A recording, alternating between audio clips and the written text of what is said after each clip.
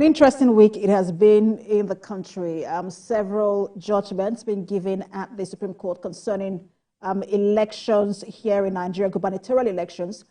Some judgments were reserved, and now, through last week, those judgments have been given. Thank you so much for joining us. This is Standpoint. I am Precious Amayu. But even much more is security. And the Federal Capital Territory appears to have become an hotbed for criminal activities like kidnappings, armed robbery, or robbery on wheel. Now, in what is called one chance, carjacking, making the residents, as well as carjacking, now making the residents of Abuja worried about the notable recent resurgence of insecurity in the country. Now, this involvement has gotten some Nigerians talking about the level of insecurity in Abuja, knowing fully well that the three arms of government is situated at the FCT. Now, looking back at May 29th, 2023, when President Tinubu was sworn in, one of his agenda was to tackle insecurity in the country. He also said he would reshuffle the security architecture in his first 1 month of being in the office. Now, this rising insecurity in Abuja has got many worried, with killings and kidnappings on rampage. Joining me to talk about this is security expert Sadiq Shehu. He is a group captain, and policy analyst Baba Yusuf. Good to have you join us.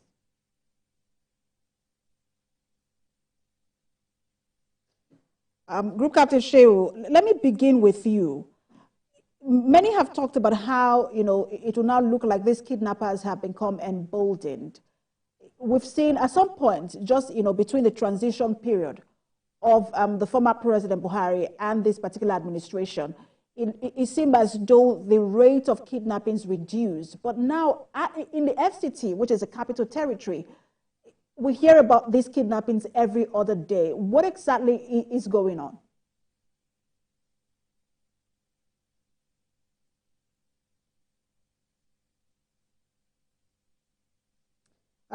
Group Captain Shehu, can you hear me?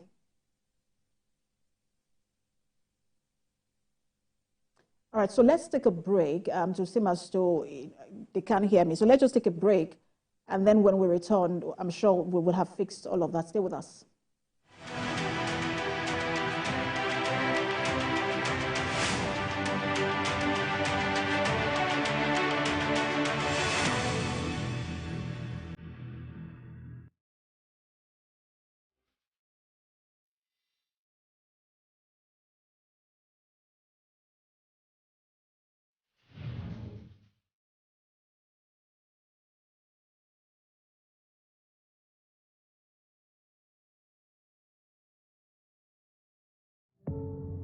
Doubt and fear doesn't occur at the canvas, it shows in the canvas.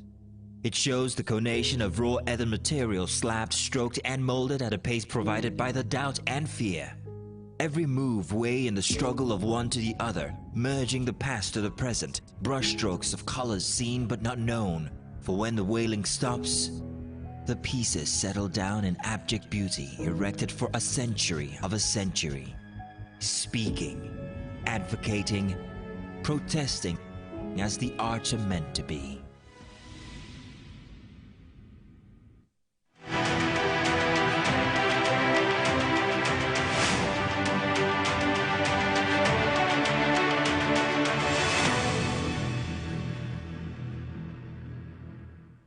All right, thanks for staying with us. You are watching Standpoint. We're talking about the security situation in Abuja and just the entire country, because we've heard about kidnappings along I think it was the Benue-Enugu route.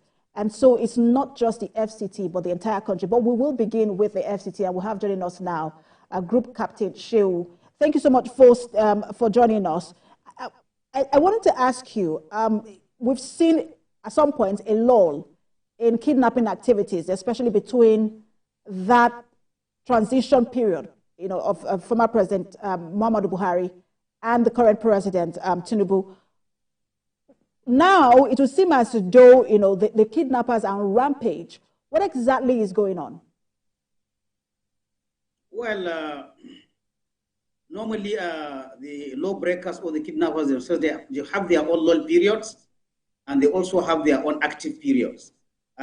generally would like to, would expect to see, a spike in kidnappings and other banditry issues during the festive period. For the simple time they know security agencies, being human beings themselves, unless extra measures are taken, there is tendency to drop their guard during festivities. People are going on leave, areas are being unmanned. Even those that are on leave, they are thinking of how they are going to spend their Christmas or New Year. So sometimes, and even people, because in the festive period, even the victims themselves, there's a lowering of guard for those that are normally very vigilant. So such festive periods are actually peak times. And I can say we're still in the festive period from the Christmas period up to the beginning of the year. So these spikes normally are noticed during this kind of periods. Mm. So you talked about the lull, which is a spike during Christmas or festive seasons. Isn't that so? You also talked about how it will seem as though some of the security agents are also on holidays in that period. It will seem as though the kidnappers know and they take advantage of this. But if we also know, why are we not taking advantage of that lull period to deal with the kidnappers? Okay, let me just make a correction. I didn't say the security agencies are on holidays. But like I said, these are times where general awareness is low. Mm. We are all in this Nigeria. When you are passing during this festive period from Christmas, there is tendency for the security agencies, rather than to be paying attention to checking vehicles, checking what people are carrying. Rather, it is I wish you happy Christmas, I wish you happy New Year. What do you have for me? It is normal. When this is done, then attention on security issues are going down. But again, still most people go on holidays during security period. So if there's no proper planning from security agencies, you might find that you have allowed too many people to go on holidays. You have many gaps that you are covering. And again, the victim, so that is the people, me and you. Also, the festivities make us to drop our guards on the normal distance. Because for the kidnapper to succeed, you also, there must have been something you did wrong, which you shouldn't have done, which contributes to the kidnapper getting successful in kidnapping. So all these issues, happen around the festive period, both from the reaction or the awareness of the security agencies, and also the reaction of the general citizens of festivities, of hustling to get what you are going to celebrate Christmas and New Year with. So all these are the issues that combine.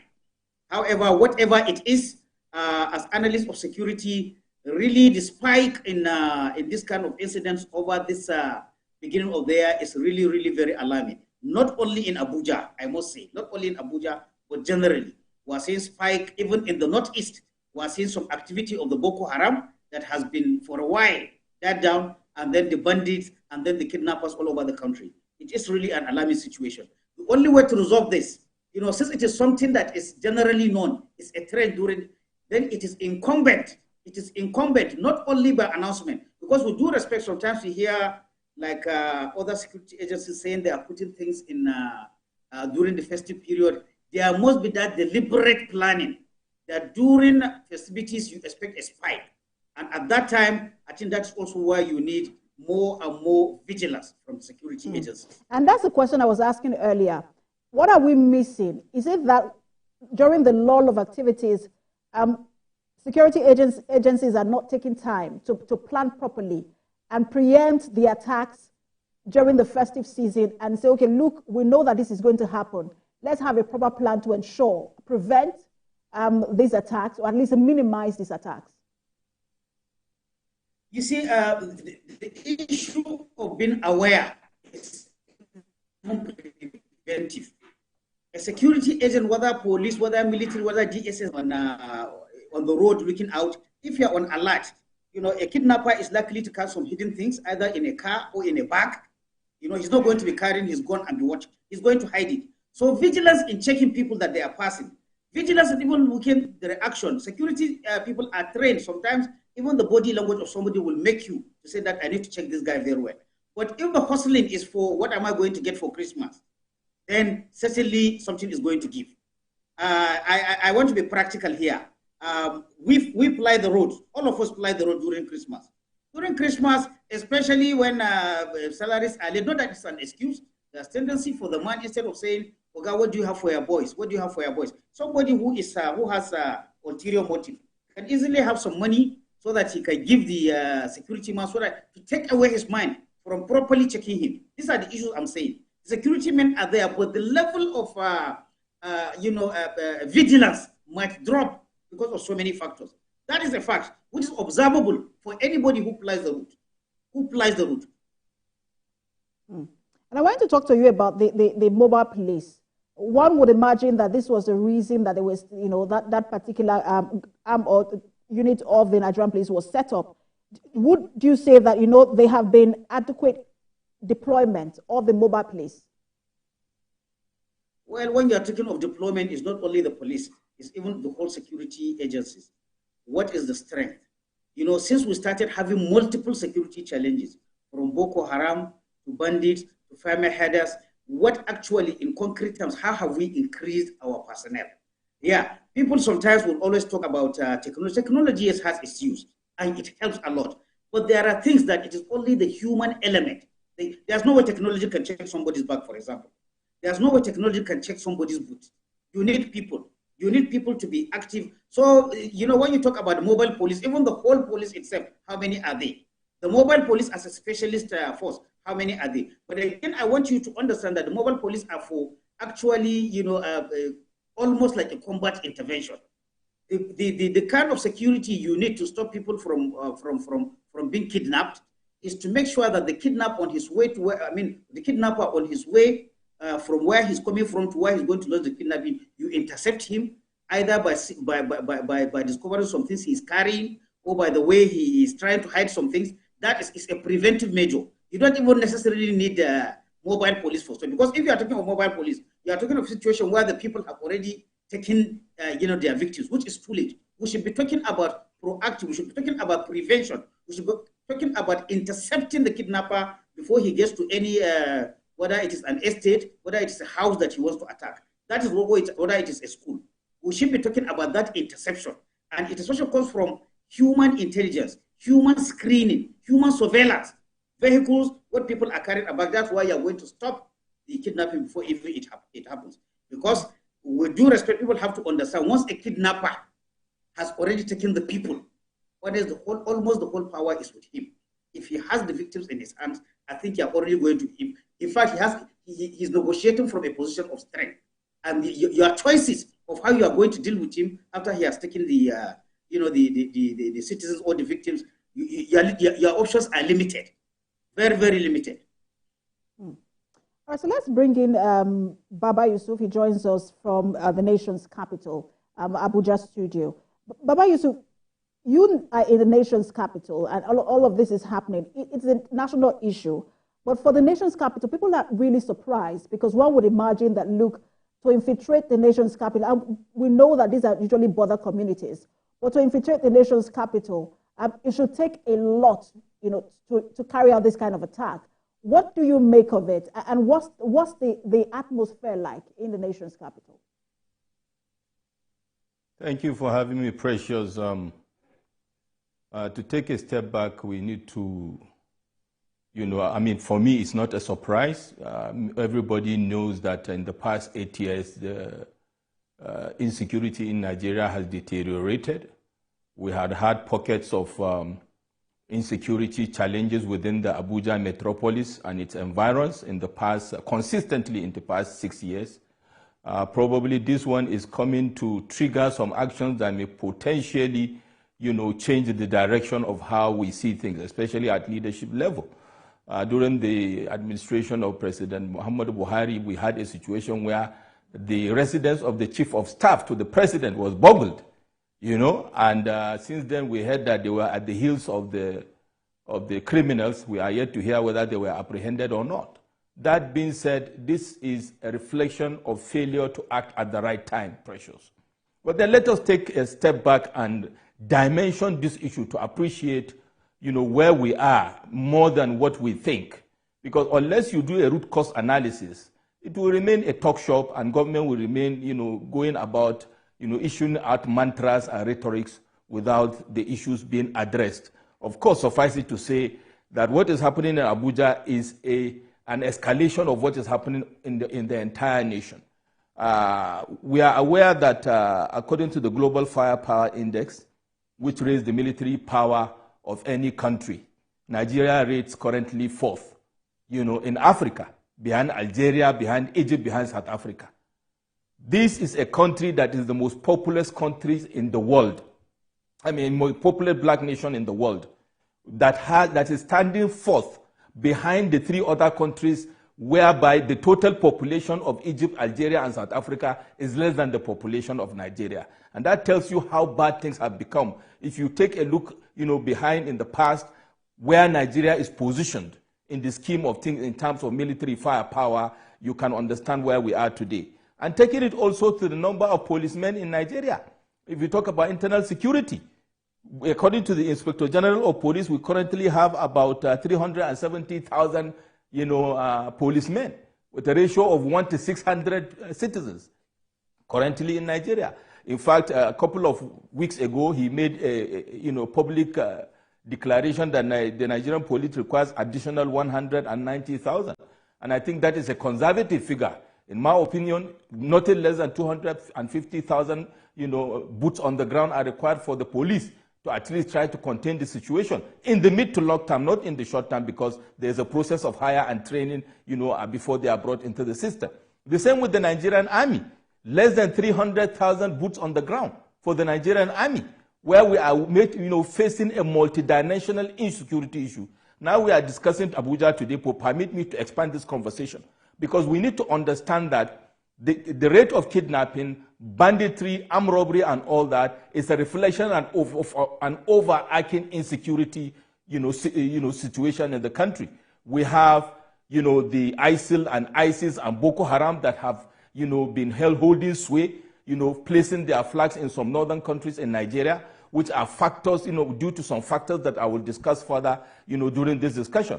So landing at this point, I will say, it is a development that I will not say is a welcome development, but it's a wake-up call for the leadership of Nigeria at this point, under the leadership of President Bola Ahmed Tinubu, that when we allow the peripheral provinces, in this case, whether it is northeast, northwest, or southeast, south, and we think it's not coming to us, the criminal gangs, the terrorists, have brought the battle to the presidential villa. What remains to be seen is how Mr. President and his team will address this issue head on. But unless we face those realities, we'll continue cycling the issues. There are critical fundamental issues, which, if you permit me, I would like to discuss going forward.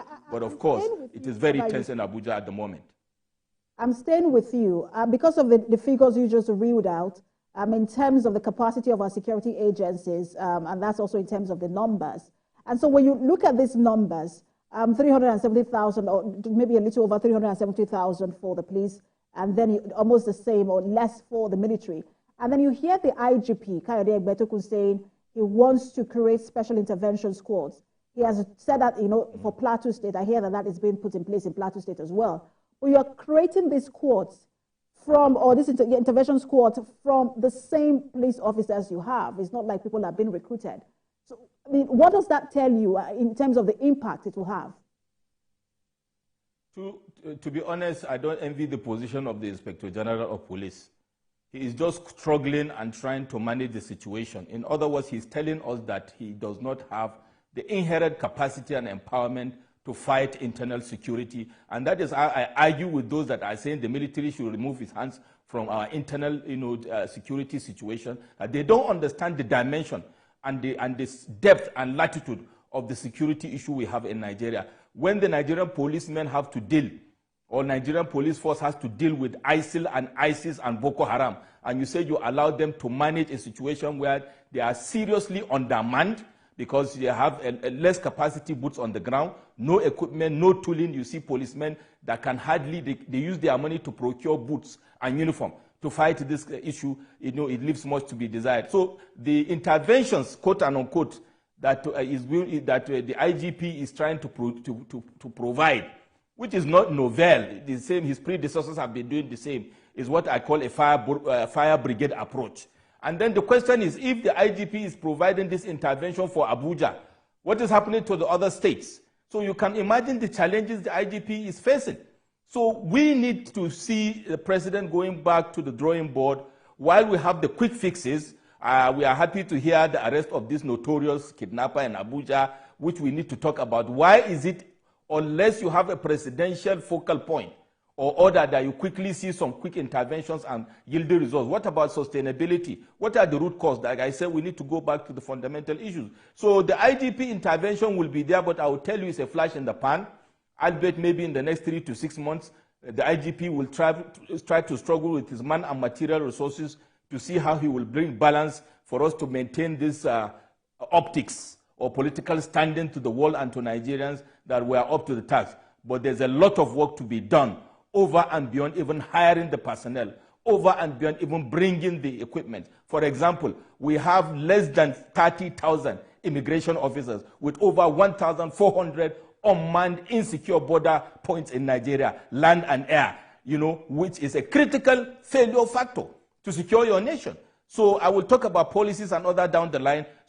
But in the interim, I hear the intervention by the IGP for Abuja, but I want to also hear the tactical measure he's taking to take care of the overall, all the states in Nigeria, because, it is one for all for one for this insecurity situation in Nigeria.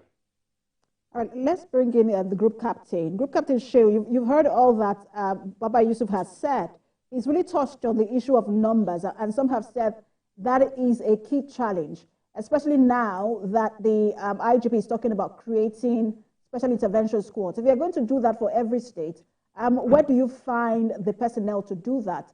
So what impact do you think that, this special intervention squad is going to have? Because Abuja is not the only state, or Plateau is not the only state, as bad as it is in the states, but other states are also having security challenges. Okay, thank you very much. With due respect, since this IGP come, with respect to him, we've heard of launching special squad for this, special squad for that, special squad for this. The other guest we are having who's speaking with me has spoken. It is numbers. I congratulate the IGP for one thing. I've heard him saying, these are the numbers that I have. I need this kind of numbers.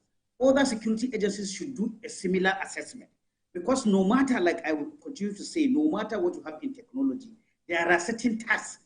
There are certain tasks that are human, that is a human being that will do them. If you don't have the human being to dominate an area, there's little that just having technology will do. Technology can only assist. So we have to talk about all these issues he raised. A situation where security men buy even uniform, buy accessories to do their work is not good. It is only in Nigeria, let me be honest, and it still baffles me, where somebody entering into the military or entering into the police is told to buy uniform or to buy boots. When somebody decides to enter into the security forces, that is his contribution to the country. The country should be able to meet him halfway by providing everything that he needs for his requirement. Specific to the issue of kidnapping, I would like us to put more emphasis on catching the kidnappers before they take people. Because when you're talking about kinetic, about storming, about rescuing, like I said, you are already late. And rescuing, once a kidnapper has people with him, the chances of any rescue without killing the victims is very low. So we should be more emphasis on using all we have to stop these kidnappers. Abuja is catching the attention because this is the center of government. Not that the other areas are not there. Now we are hearing unconfirmed reports that foreign embassies are thinking of moving out of Abuja because it's not an official thing, but it is out there in the social media, whether it is true or not. That is still in the realm of speculation. But Group Captain, I want to come in. I want to come in here because both of you have talked about earlier the challenge of the welfare of security agents in the country, especially the police. But some people will say, look, we've had this issue for years. Our response time, how does that impact on response time? But which is always the problem. We spoke to when the Christmas Eve attacks in Plateau State happened. We spoke to residents who kept saying, we gave security agents information and nothing was done, or they came too late. That's always the problem. Why are we having a challenge with response time? A very valid point. A very valid point. Personally, whenever there is any attack, I always try to go back and say, when was the first alarm blown? whether it is the police, whether it is DS, whether it's military, when did they arrive at the scene? Unfortunately, we see unacceptable long times of reaction. But response time also is dependent on certain things. Again, I come back to numbers. Response time is a function of numbers. How many people do you have near the incident? It is also a function of placement. If the people are near, like the plateau you said, if we had security men near identified flash points, of course that caused their reaction time to reach there. The action time is also a function of communication between one element to another, so that you can call the reinforcement, you can report. So all this, you know, they are part of things that, and then reaction time is also dependent on mobility assets. Mobility assets, okay, like in Plateau, we say there are some terrains that are, you know, they are not motorable by high hillocks, which is what our use. Then you should have other means of, you know, of transportation that is there. So you see, there are several issues: numbers, communication, mobility assets, even the placement. If you put too many of your personnel where in the headquarters and living areas that are known, then of course, before they move from that headquarters to where the action is, there's going to be reaction time. Our reaction time is actually very poor. Most times our security agencies, they arrive at a time where the issue has finished, only to go and count dead bodies. We should talk about reaction time. And reaction time is a function of training. Whether it is a police that's responded, whether it's a military unit that has responded, they should be taken for lessons learning. Okay, we arrived today after 1 hour. 1 hour is not enough. We want 30 minutes. For the next, you continue. There are, like the London police, for example. London police can react within 3 minutes. From anywhere in London, they can arrive. So we have to be looking at this reaction time and shortening it. But shortening it, like I said, requires certain things: numbers, mobility assets, communication, and all these things. If you take, for example, the police may have a vehicle. They will tell you the vehicle, maybe there's only 2 gallons of petrol in the vehicle. Then, if there is a call 3 kilometers away, what do you expect that group of policemen to do? Virtually nothing. So what they will do, let me put you on hold, is to arrive after the bandits have left and count the bodies. And so reaction time, I agree with you, is very, very important, but we have to look at all the factors that contribute to low reaction time. Right, so now, let me bring in Baba Yusuf to look at all of these factors. Baba Yusuf, because sometimes, you know, you will hear residents say, we got letters, you know, from kidnappers, and some of this information was given that they are going to come on so and so date, or from bandits that are going to come on so and so date. We sent this information to the security agencies. They knew sometimes even 3 days before that this was going to happen. And the attack happened and happened successfully. And so you wonder, I understand the issue of welfare. You know, Nigerians understand the issue of welfare. But in that kind of situation, where there was information days before, and that kind of attack still happened, Buhari, the issue around Buhari, the border town in Abuja is not, you know, a one-day issue. It's been on, TVC has been reporting it. And, you know, we still hear about kidnappings in those communities. What do you think is actually responsible for that slow response time? I will allude it to 3 or 4 factors. First of all, the first one, I will agree with the group captain with regards to response time, which I will put as a fraction or a function of operational, you know, framework and the system. What is your SOP? And even if you have the SOP, do you have the man and material resources to activate the SOP to deliver the response time, for example? That is one from an operational point of view. Just to let people know, I don't want our viewers to be confused. SOP will be standard operating procedures. I just wanted to let people know that. Standard operating system, sorry. And that is the template to say, when this happens, what do we do? Okay? Now, moving on from there, the overall operational framework can only be executed if you have the man and material resources to be able to deal with that situation. So it's not, for me, I will even put the welfare aspect aside. The Nigerian police force, or rather the total Nigerian armed forces, which includes the military, the civil defense, and even the Nigerian immigration, are requiring man and material. So if you don't have fuel to move from point A to B, that is not a welfare issue. That is a working tool issue, which is a very fundamental issue. Now, moving on from there, the second aspect is also the psyche, the psychology, and the value orientation of the forces. In this case, for example, the police force. where I totally agree with you. I have had situations where personally I have escalated issues of national security in this country and nothing was done. Now, the response time to intelligence is either a function of the operational issue we talked about or a function of a rot within the system which we cannot overlook. Of course, the Nigerian police or the armed forces are a factor of the overarching Nigerian system of which our value system has eroded over time. I cast our minds back a little bit some years ago during the administration of President Buhari about 3 or 4 years ago, where a member or a staff of the presidency raised an issue with regards to criminality in her domain within the Abuja metropolis. And she raised this issue, she flagged it, she reported the matter to the right agencies, and those people were arrested. But guess what happened? We later heard that members of that security organization, reported back to the criminals, and at the end of the day, that lady was murdered in her house.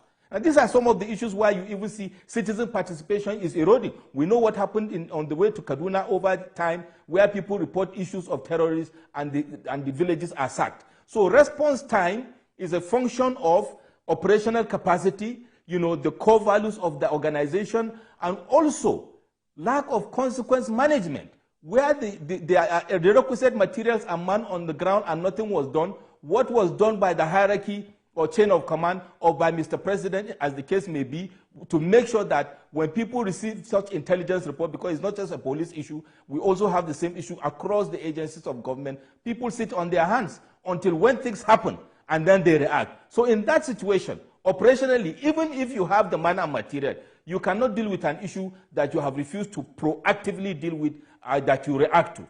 The same issue that we are seeing in Plateau. Intelligence reports go out, nothing was done. But these things will continue if there is no consequence management. The biggest issue in Nigeria with regards to insecurity, with regard to our economic situation, is lack of consequence management. When people perform, they are not properly compensated. When people fail, they don't face the consequences. Unless that is done, people will not sit up and do the right thing. So that if the material is not there, the process will escalate the issue and they will be provided for. Until that is done, people are basically fending for themselves, as the case may be, because of lack of consequence management. But I dare say to land here, unless Mr. President review this from an overarching strategic point of view, these tactical, impulsive, knee-jerk activities will not resolve the issue, because indeed the criminals and the terrorists have seriously embedded themselves, not just in Abuja, and not just in the country, but even within our military apparatus. On that, Baba Yusuf, because it sort of ties into what the FCT minister, Wike, was saying when he had that meeting with stakeholders in Buhari Local Council. He particularly said, I'm just going to rephrase what he said. He said, look, I know some of you are here. You are watching me now even as we speak. I'm just rephrasing what he said. How valid is that statement in terms of the level of infiltration of some of these members of, or some members of this kidnapping gang in those communities? You see, Precious, it is terrible. It is worse than that. I would like us to expand that conversation beyond kidnapping to include banditry, to include terrorists.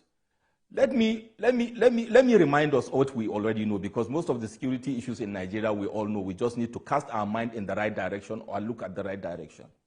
The hiring process into our security forces is the same thing with the hiring process in our civil service. There's need to review that. But when you have endemic corruption in the system, then you have a big issue to deal with. What Minister Wike said, His Excellency, is correct. And like I said earlier, I gave an instance of this. Why I made that example with the staff of the presidency. This is a privileged, quote and unquote, citizen of the country working for the president, coldly murdered, no consequences. Now we all know that criminal gangs have been infiltrating the Nigerian police and the Nigerian armed forces by way of paying their way, and I'm saying this with all sense of responsibility. It is in the public domain. We have seen videos how people pay money and get into these forces, or issues of nepotism and favoritism. And these people, are promoted or sponsored by these criminal gangs to go into the system and become part of the system. Now, that is the biggest issue.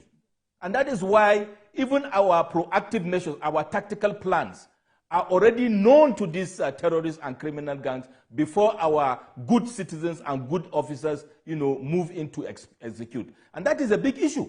So what His Excellency Wike is saying is true. And I call on him and Mr. President and the IGP and all the top-line leaders of our security, agencies to look into this and deal with it, because that is the biggest issue we have.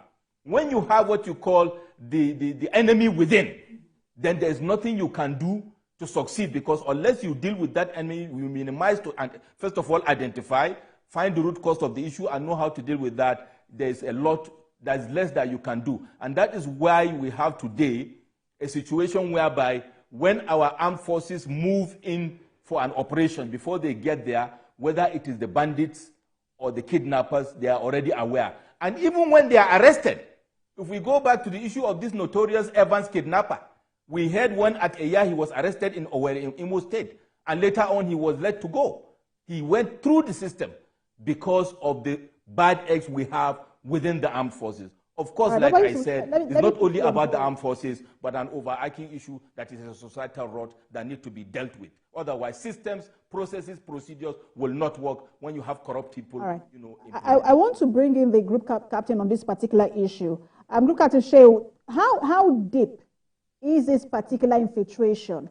And then, also talk to us about the issue of the financiers, because one would imagine that where there is a crime, there is someone financing it. How important is it that we should start going after the financiers of these terrorist groups? Sorry, please, the first part of your question about financiers? The first question was, how deep is this infiltration of these kidnappers?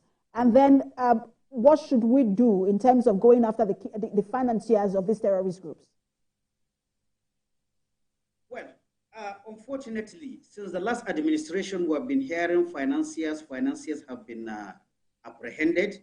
But unfortunately, you see, sometimes there are information that government should hide. But there is some certain information that hiding it will only, give birth to conspiracy theories. Former Attorney General Malami, many months back, said that some financiers of whether it is Boko Haram, whether it is terrorists, whether it is even bandits, have been apprehended. But then everything went silent. For me, as a security expert, I don't think it is everything in security that you need to hide. Sometimes there are certain things you even need to tell people so that they cooperate with the government, so that they trust that the government does not have a hand. We have different theories about this happiness in security in Nigeria. So I even believe, rightly or wrongly, that government is supporting or government is financing, even though with due respect, I always ask myself, what could be the possible gain? A human being, a rational human being will always do something that he will gain. What will a government in power gain by supporting terrorists to be attacking the country that is ruling? I do not have answered that question. But then, when you come and make announcement that we have terrorists, even in fact, in the first place, why did you announce it if you are not going to name the people? Why do we like hiding things that should be out in the open? It gives this rise to this. So people are tired of hearing we have arrested. What people want to see is names and people publicly being prosecuted. That is the issue. This government inherited that stigma from the last government. So it is up to them now. We are still hearing that financiers. So many reports are there, but no names. Even when there are names, no prosecution. You need to do that. Even telling that we have investigated, these people are not guilty, we have released them, I think it's better than just giving people a bite that we have arrested financiers, then everything goes fine. Then people will start coming with a different conspiracy theories. Right about, I always like to give... You're right about the issue of the AGF saying that, look, they have identified some financiers of terrorist groups in this country. But I want to give the last word as we begin to wind down this conversation to Baba Yusuf. I also wanted to speak on the issue of financiers and then the implication of the crowdfunding to pay for ransom for terrorists. If that had gone through, what would have been the implication? Thank you very much. The issue of financing of terrorism is not a Nigerian issue. It's a global issue, and we have seen proactive, forward-thinking countries how they are dealing with this issue. Indeed, we have our regulations and our laws in place to deal with this issue. But the issue is, like I said, lack of consequence management. It has to do with execution. It has to do with political will of the president, because he is the top line leader. And of course, down the radar, the leaders within the leadership value chain. We have heard severally issues of, I think there's an ongoing prosecution by the DSS of an alleged terrorist financier or collaborator.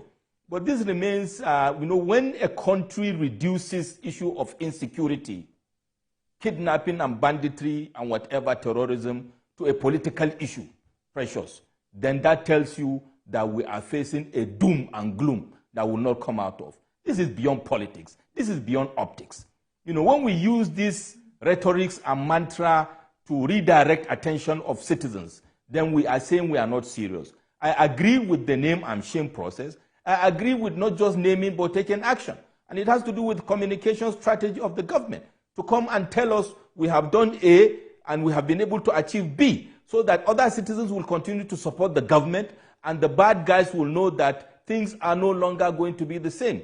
And this is a holistic affair, including the banking system, the financial sector, that are either inadvertently aiding and abetting this. We need to see consequences. Only when there are consequences will things change, going forward. But again, landing and finishing this, Mr. President needs to review our overall national security strategy. And in doing so, I call on all concerned not to be looking at this modular approach, but overarching. What am I saying? Our domestic security should not be isolated from 5 factors, which we can see the Americans do it, the Europeans do it, and the Chinese do it. The success of our homeland security, if I may use that, is dependent on our foreign policy, on our immigration policy, on our border policy, economic policy, because where there is hunger and strife, you don't expect people to just turn away, according to Abraham Maslow's hierarchy of needs. We need to also tie it with our socio-economic policies. Also, justice, or a sense of it, is another critical issue, because these things are multifaceted. And I hope in reviewing this security strategy, government will do the needful so that we'll be sure-footed in resolving this issue short, mid, to long term. And indeed, round pegs and round holes. When you hire the wrong people and give them these critical positions of security in Nigeria, internal or external, you will continue to slide into abyss of backwardness. Round pegs and round holes, Mr. President. Very key, very important. And the talk about economic policies and justice will resonate with a lot of Nigerians. Thank you so much for taking out your time to talk to us. Always a pleasure to have you on Baba Yusuf. Thank you so much, policy analyst. And also to security expert, Group Captain Shehu Sadiq, retired. Always a pleasure as well. Thank you so much, sir, for talking to us. Thank you. Have a nice day. All right, you're watching Standpoint. We're going to take a break now. The issues around the certificate racketeering in the country, which was brought to the fore once again by an investigative report done by a reporter, is our next conversation. Just a few new twists to it, and we'll have that conversation in just a moment. Stay with us.